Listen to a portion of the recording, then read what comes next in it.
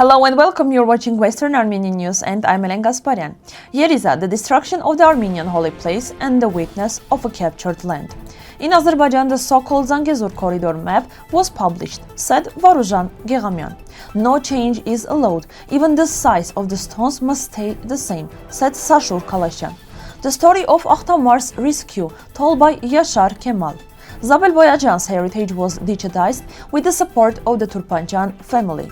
The report about the 44-day war will not be discussed publicly. What is the government of Republic of Eastern Armenia trying to avoid? Hattusa, a silence proof of the Armenian Highlands' leading role in world civilization, by Ashot Harutyunyan.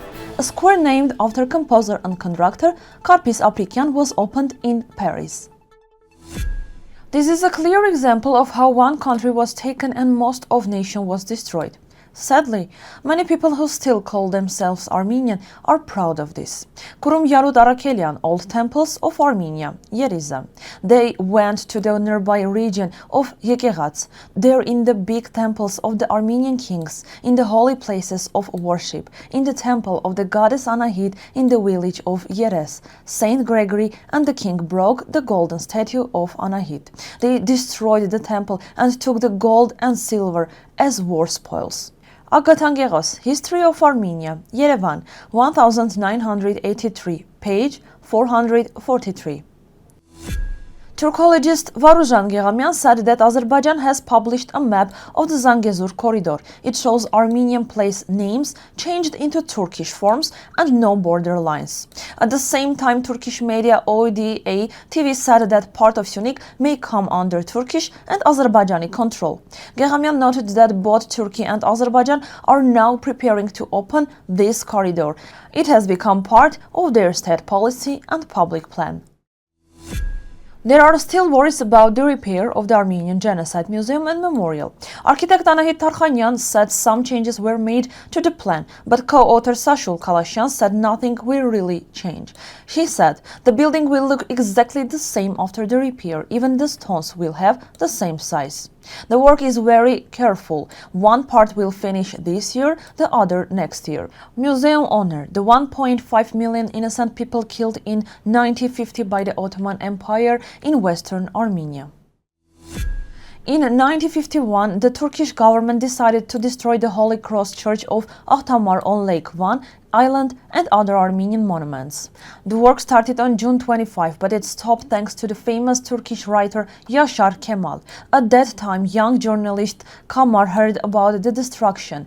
He met Dr. Javid Bey, a colonel from Van, who asked for help. Kemal called the newspaper Cumhuriyet and asked them to speak out. A few days later, the Minister of Education, Avni Bashman, ordered to stop the destruction. So June 25, 1951 is remembered as the day when the Akhtamar church was saved. Yashar Kemal's brave act became a symbol of protecting culture and human dignity. The Zorian Institute in Toronto has finished the digital project of the Zabel Boyajian collection with the kind help of Peter Turpanjian and his family. Zabel Boyajian was born in 1873 in Diyarbakir. Her father, Thomas Boyajian, was the British vice consul and church leader. Later, she moved to England, studied art, and became a famous painter, writer, and poet. Her book, Armenian Legends and Poets, shared Armenian stories and traditions with English readers. Her work is very important for Armenian culture and history, showing the life of Armenians in the Ottoman time and in England. The Zorian Institute's collection has paintings, photos, letters, and manuscripts. It is a great source of learning about Armenian heritage. The Parliament of Eastern Armenia has finished its study about the 44-day war. They made a 250-page secret report that will not be published. Speaker Alen Simonyan sent it to the Secret Office of the Parliament, saying the delay was a technical issue. Opposition members and experts criticized this, saying it is not transparent. MP Geghamyan said the report also has questions about the Prime Minister Pashinyan. Military expert Eduard Arakelian said hiding the report may hurt people's trust in state institutions. Recent digs near the borders of Western Armenia in Hattusa, the old city of Hatti, show that it was part of the Armenian Highlands civilization. Archaeologists found language and story links between the Hattian culture and ancient Armenian traditions. Old writings mention the gods Arama and Hanna and names connected to the Ararat culture. But the Turkish government calls Hattusa a Turkish civilization, ignoring the Armenian roots. Foreign experts say that not inviting Armenian scientists is a political act that changes real history. Hattusa, Portasar, Armavir and Erebuni all belong to one culture, born in the Armenian Highlands, the first home of human civilization. On October 15 in Paris 9th district, a square was opened in honor of the famous French-Armenian composer and conductor Karpis Aprikian on the first anniversary of his death.